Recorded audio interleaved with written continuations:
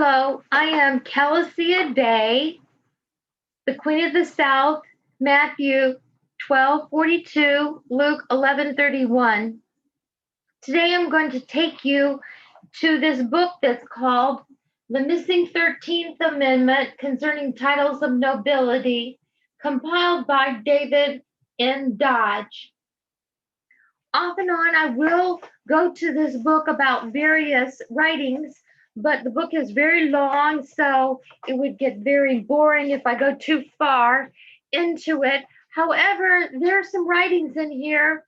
It's taking us way back because even if you look at the page, you can see the type on it. And this is from 1993, somewhere in that time frame. At any rate, there are things that are written in this book that we need to rehear, or I would not be in front of you to read them.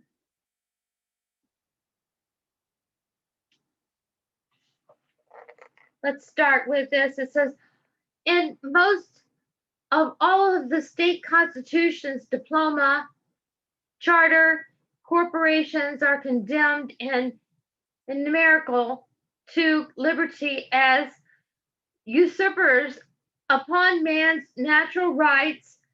In none is the power given to the legislator to bestow a revenue or tax of any kind upon corporations. The Constitution of Massachusetts declares that no man, corporation, or association of men have any other title to obtain the advantages or particular and exclusive privileges distinct from those of the community that was arises from the consideration of services rendered the public, and that of Virginia, that no man or set of men are entitled to exclusive or separate emoluments. EMOLUMENTS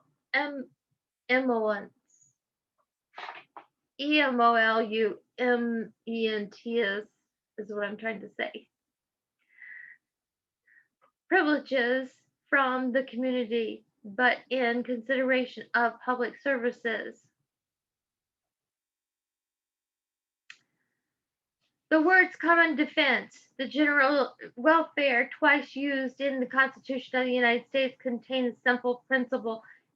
Advance to the two last quotations, they are exact contrary to particular, exclusive, and separate privileges of welfare or welfare. The Constitution quoted having solemnly enrolled exclusive privileges and emoluments.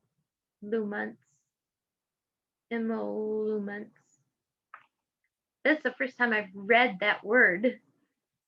In the list of tyrannies, it says exclusive privileges, emoluments. In the list of tyrannies, proceed to expand the words of public services. In other words,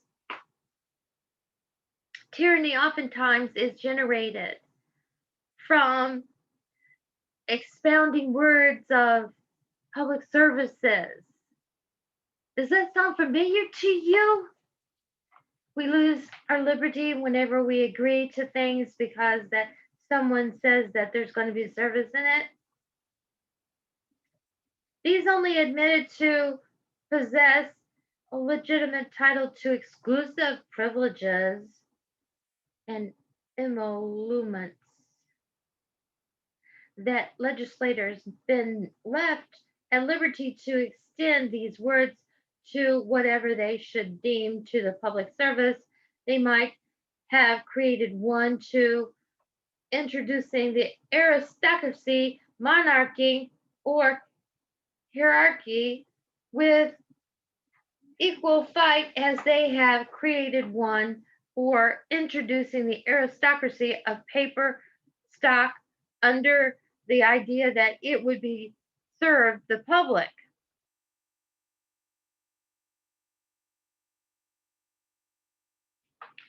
This is, talking about the beginnings of the government still questioning a possibility of these people putting themselves in particular power that they shouldn't be in if they were here in America offering liberty, life, liberty, and the pursuit of happiness here. To take our liberties away from us is the question, and what we have to fight to keep them from doing. The exposition is unequivocal. The privileges and emoluments allow the public services are neither inheritable nor transmissible to children, descendants, or relations, because public services being in nature neither hereditary nor transmissible to exclusive transmissible privileges or emoluments were incompatible with principles of liberty. I know it's kind of hard to hear reading this, and maybe I'm not the best reader of it.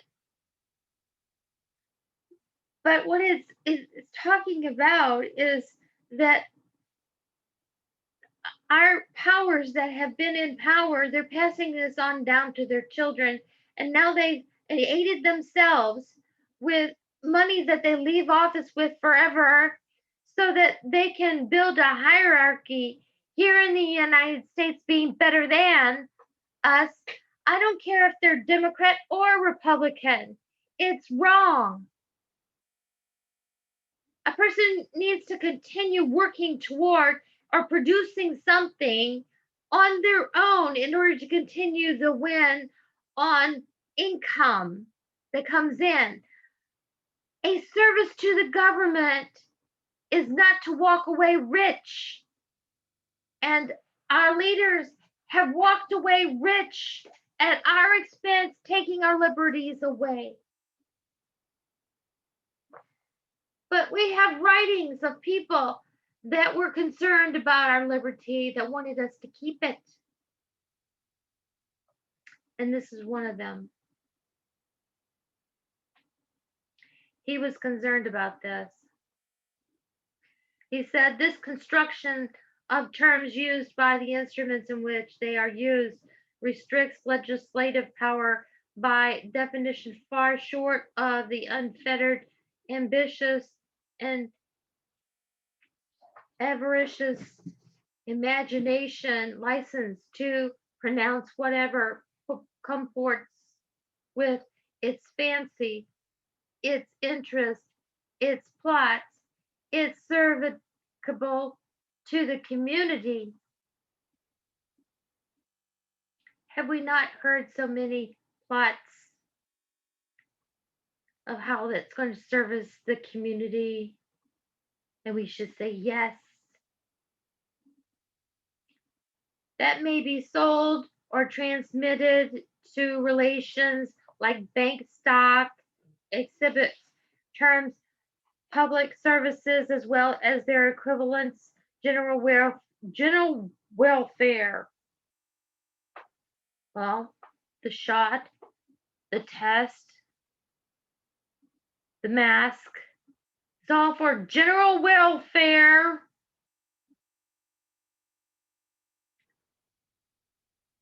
In their original unsophisticated intention as abridging and not enlarging the power of government. Oh, we're not enlarging the power of government?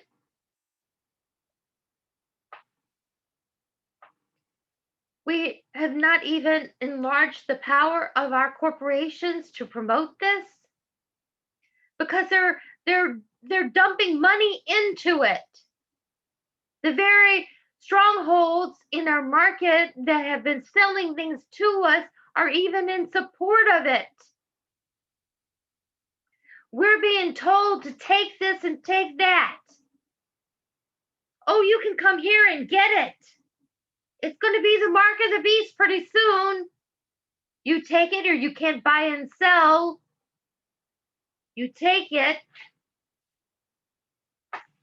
or you die. That is what's coming. If we don't object now, we've got a problem.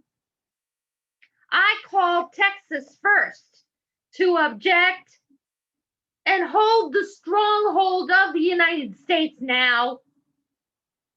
I'm a Texan now. I will say I was born in Atlanta, Georgia.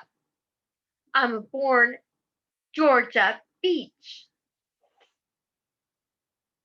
I learned to talk in Georgia. So whenever my dad, who was a Southern Baptist preacher, got transplanted to Ohio, everybody up there said, "You're not really from here, are you?"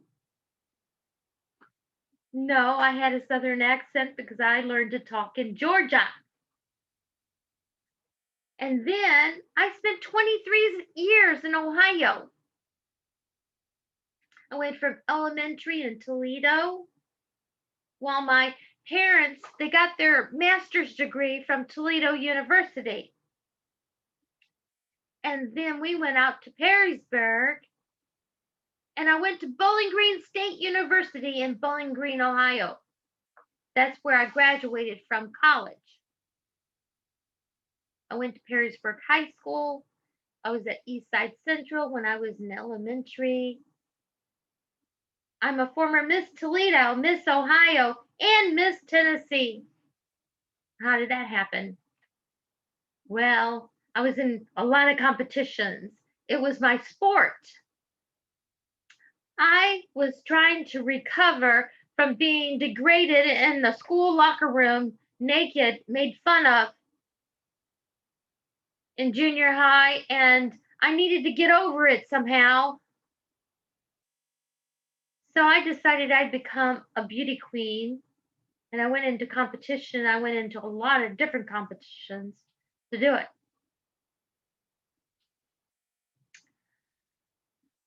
When I made 3 awards in Miss Ohio Hemisphere pageant, I did not win Miss Ohio Hemisphere. I did win the title as far as the modeling competition. I'm very good at acting and modeling. And I try to do that for Jesus now. But then I was very good at it, and I won the modeling competition. And I took 4th in talent and 2nd in beauty.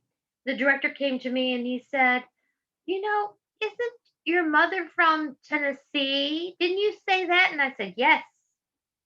And he said, "Well, we haven't expanded the pageant to Tennessee yet, and we need a Miss Tennessee. Would you represent Tennessee in the national competition?" I didn't have to compete for it. However, I will say my mother was born and bred in Tennessee, Etowah, Tennessee, and I own property there. So besides owning property here in Texas, I am now a former Miss Tennessee who is in Texas, and I may bounce to Tennessee as well because I love the state as well. And Georgia, I go to all the time because that's where 2 of my sisters live. So Atlanta is a home base for me, and I love to go there. I hope that's a little entertainment to drag you from, the thing I'm reading from about what they were having a problem with here and what needed to be sure that we did not do. It says here that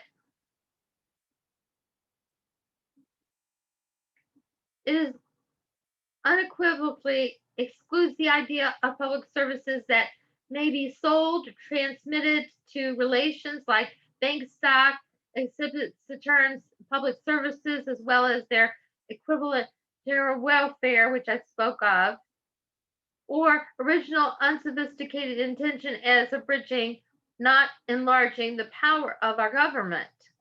The government of whatever state, and then they added Massachusetts and Virginia, so you could add some things in there, I guess, have granted bank charters conveying sellable, transferable, and descendable exclusive privileges and emoluments, and have thus opened the precedent of a way to all exclusive privileges and emoluments whatsoever. These may be granted to foreigners, whether plebeians, nobles, or kings, and held both in peace and war as rewards for public service or for common defense and general welfare, as in the case of the bank exclusive privileges and emoluments. The word common requirement requires a membership with the community and the king, nobility, clergy, and paper aristocracy of England holding the bank stock in America in a war between England and the United States must therefore be considered as rendering public services and advancing our defense and welfare to bring appropriation of money to their use by the bank law within the detention of expression. If such fictions are able to overturn constitutional principles in favor of inimical foreigners, they will act in the same way as effectually in favor of native avarice and ambition. We're talking about the possibility of overturning our principles, like what nobility will do because they're noble and so they're excluded. Our leaders oftentimes will try to put themselves in that situation where they can do whatever they want to do and don't have to pay a price for it. You can't protect your people if you put people in a position where they can't be in trouble for what they do wrong. I'm sure that our government has come up with ways to deal with that, but they're concerned about it here. I just know that our government has gotten away with a lot of wrong things. There are people who have gone to jail that didn't deserve to go to jail, and there are people who have been released from jail that should never have been released from jail. Our justice system has not been perfect. Doesn't mean that we don't need one. I'm for the police and the military because we do need protection. And the last thing that we need are people on the inside crucifying what we have here. Divided we fall. That means an enemy can come in and take over because we're not united. It's a problem.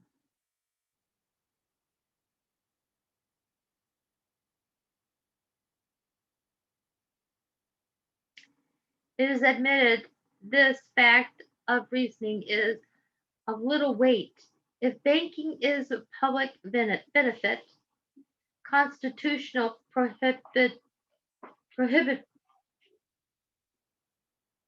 prohibitions ought not be deprived the public of that benefit. Only the Constitution ought to have been amended to come at it.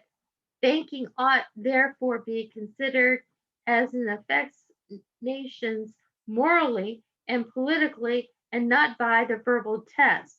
But cannot be omitted that although banking was rejected and excluded by the framers of the general constitutional, and although many eminent and learned men long denied the Congress the power to incorporate banks, yet the power has never been judicially answered. The state legislatures have discovered a power for themselves under the shelter of the words public services. Well, since this book was written, a lot of things have happened. There has been a takeover in our monetary value in regards to banking, and all things are out of hand. When the government can make and do whatever it wants to do with the banking and money, then you really do become a slave of the very freedom that you have established.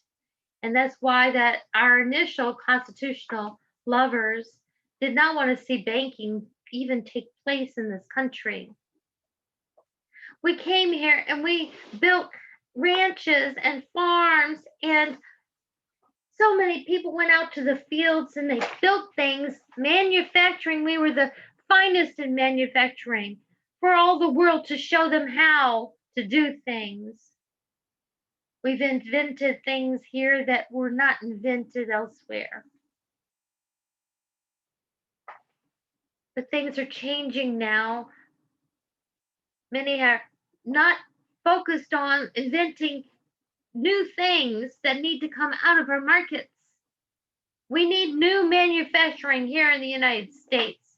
We need less dependence upon other nations. We've had the money for a long time to invest in this, instead of investing our money abroad. There's a time to see that everything that we have here can become a potential weapon to hurt us, that we need to develop our own here and put our people to work. It makes them happy. Welfare does not make you happy. Welfare is never enough. It's never enough. We need our people off of welfare, and we need to be out of debt.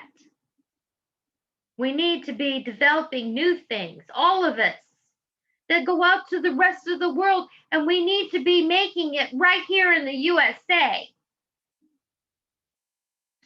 Even if it took the pipeline from Canada all the way down into the United States to develop a whole lot of new jobs and put more people to work, to develop more manufacturing here in the United States, that was a good thing to do. You can't put somebody in the office for 4 years and fight him the whole time that he's there and then expect him to accomplish something.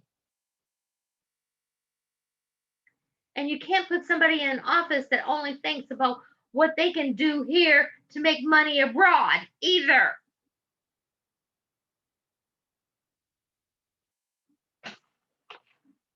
There has to be somebody in office that cares about the people here to get us out of the question of what kind of character we have. Because that what you see on television all over the world makes us look awful. There used to be a day that on television that even the man and the woman who got married were not even in the same bed. That's how television started. There were things that were unacceptable that would not have happened on TV back in those days. I watched TV in the 60s. Leave It to Beaver was who I was watching. House on the Prairie, Bonanza. Really good shows, really good characters,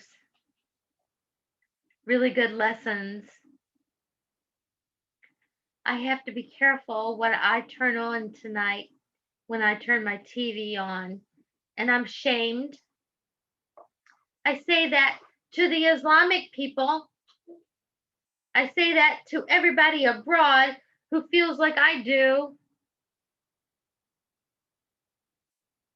Of course, I know abroad they've got plenty of their own bad out there, and people are making choices as to what to do and not do.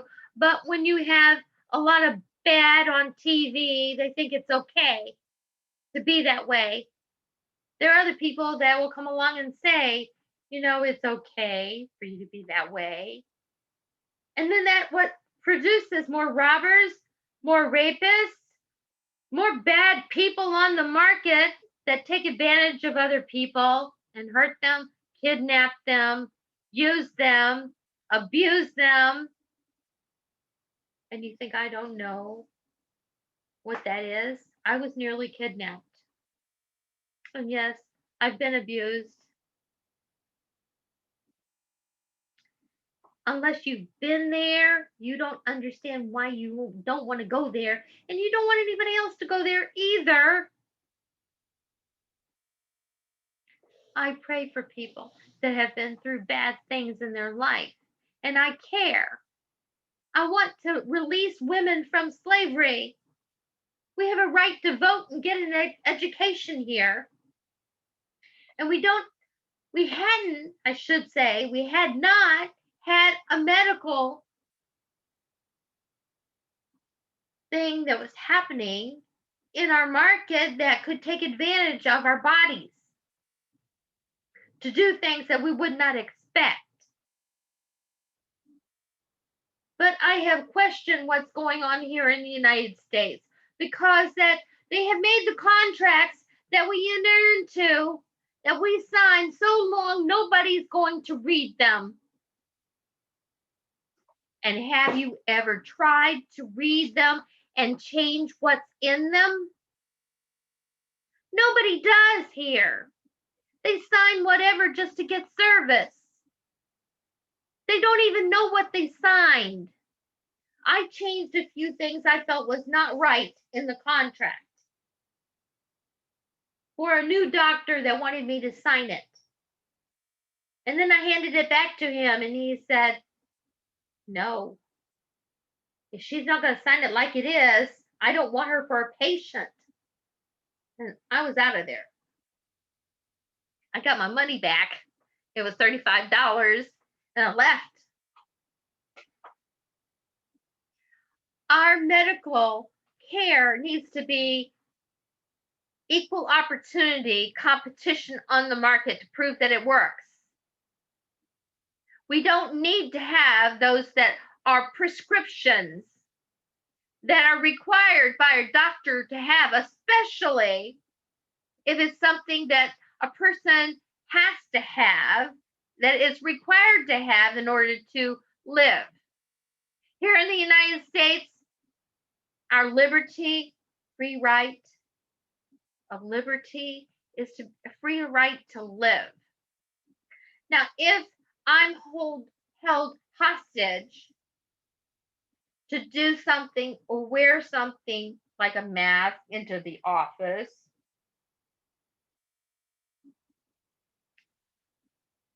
and I don't get medicine unless that I do that, then what am I? Just tell me. I'm certainly not a free American. I'm a slave because that my master just told me that I had to do something in order to get something. That's prostitution as well. They get some kind of pleasure off of being able to tell me what to do. So I stand here as one who objects because I believe in the USA, our freedom, our faith, our brave, our justice system was supposed to protect us.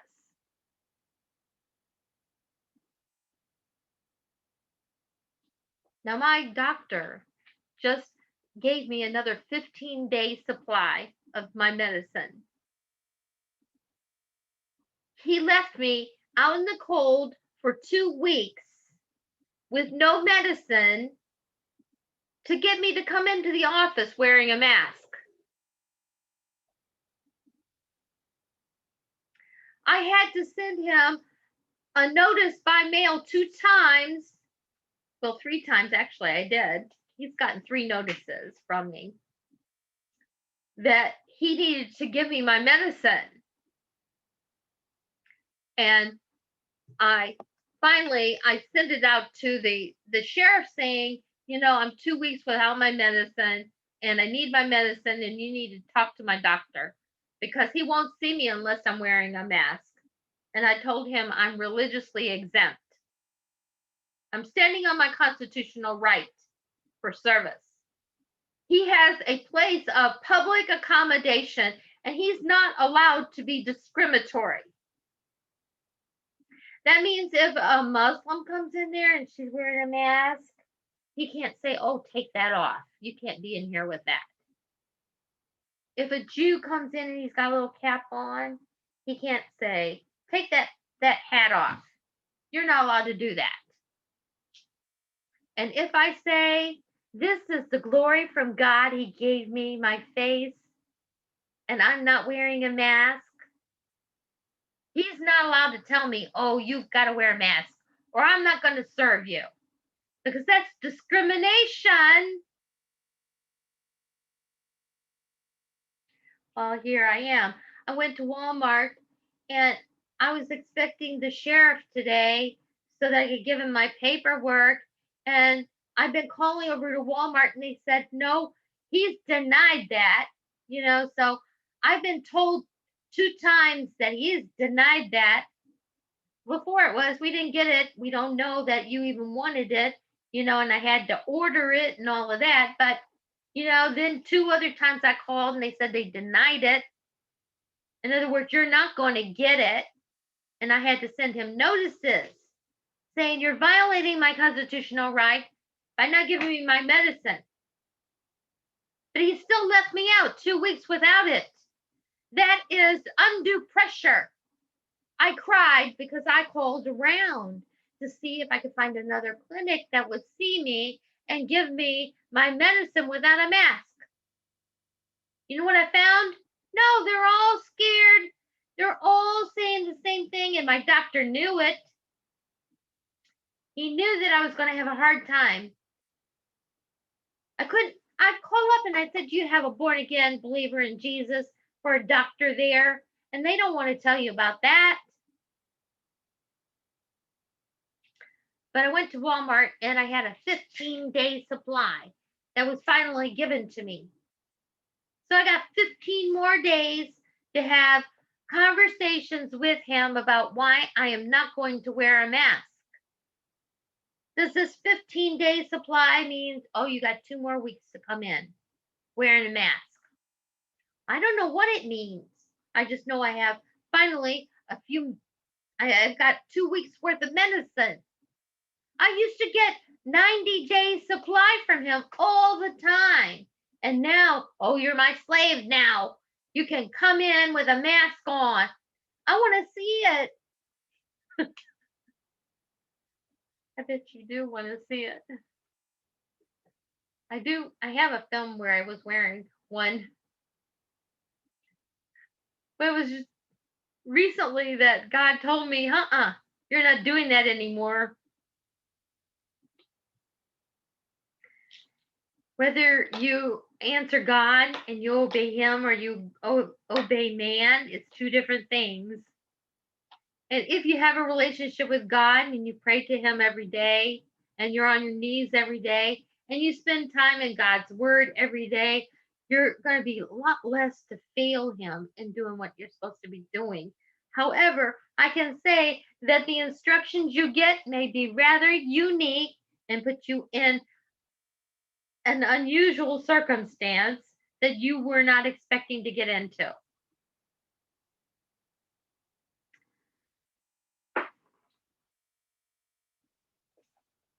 Now, I'm going to go back to this because that we need to learn from the past. Things that have happened that are just not what we want to happen. At least the person who is writing this book was telling us why, things don't need to be this way or shouldn't be this way. It says the words public services to grant the exclusive privileges and emoluments of banking, which has strenuously denied to Congress under the words general welfare.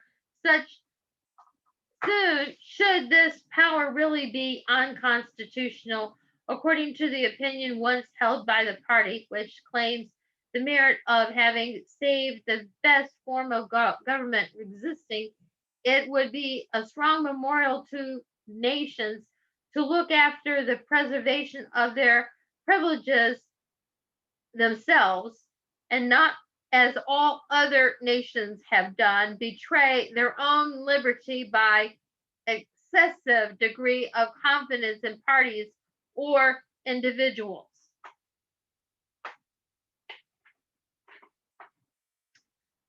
I should say that we've excessively had confidence in our government, both Republicans and Democrats.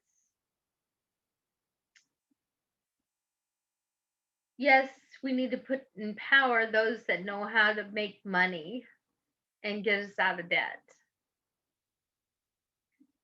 But if we keep on putting the privileged in office that have not had to work for a living and don't know what it is to really develop stuff from ground up, we will have nothing different than what the past produced for us. When the kings had sons who had sons who had sons, and they were all rich and they all went into power, and they did not know how to produce anything like their fathers did, who built it from scratch. We have to be careful who we put in office and why we put him there, and limit the terms in which they have, the time frame in which they have to perform their work. And when they spend all their time in office attacking who's in office, they shouldn't be there. When this goes on, it's time for us to have a change of government. They need to be out of there. They're not focused on we the people and what we want. They're focused on their own person, their own power, and their own ability to produce for something beyond this country, which is not good for us.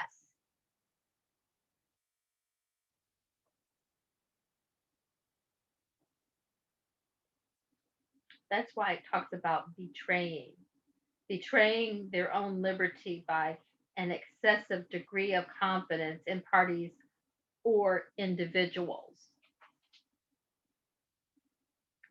Those who have demonstrated the existence of abuses have defended the same abuses when useful to them. We have plenty of situations out there that can fall in that class. A party in power will often avail itself of the precedents established by their predecessors and reprobated by themselves in opposition. The precedents of a funding bank, sedition, volunteer alien power remain. Instances may have happened of persons who clearly discerned the injustice and impolicy of enriching one party by stock, and the justice, the policy of enriching another by the same stock, and short power in individuals who compose the legislature to fish up wealth for people by nets of their own weaving. Whatever be the names of such nets will corrupt legislature, executive, and judicial public servants by whatever systems constituted, and convert them from the best friends into the most dangerous foes of free, equal, and just principles of civil liberty.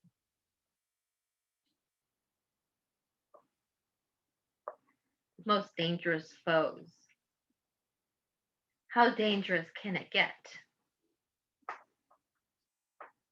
Well, so rich people that are immoral, they do deals with China, who are rich and immoral. They come together and say, hey, let's control the world together. So they sell the people all over the country something.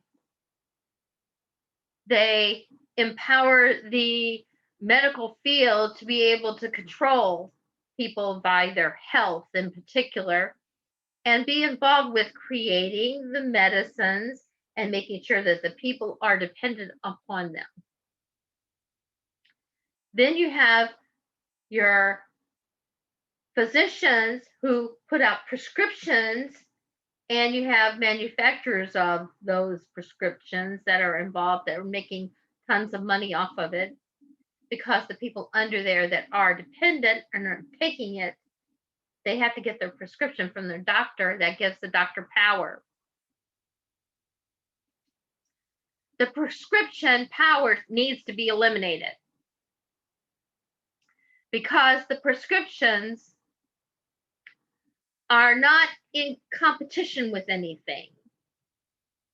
Yes, we've had various brands that have come in to compete with the other from different countries and so forth.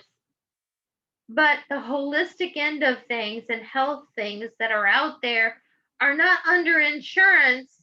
And if a person wants to trust that versus what's on their insurance, they have to come up with a lot more money, because their insurance is paying for help over here, and it's not paying for help over here.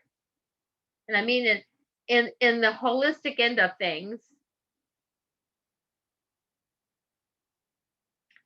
if something is proving to be curing you, and the very people that you're trusting with your health is not coming up with solutions because they're making so much money off of the problem, then you cease to have a reason to want to pay them to help you.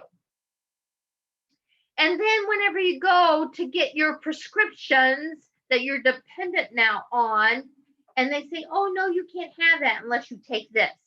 And it has to be at a certain time. It has to be like I said so. And you have to wear a mask, or you can't be served, or other things. Then you have a violation of our liberty and our freedom here in the United States. A violation. This is when there has to be a wipeout of prescriptions, especially ones that we are dependent upon. It needs to be a free market competition for providing that, either holistic medicines that we want to take and try versus prescriptions that were on the market.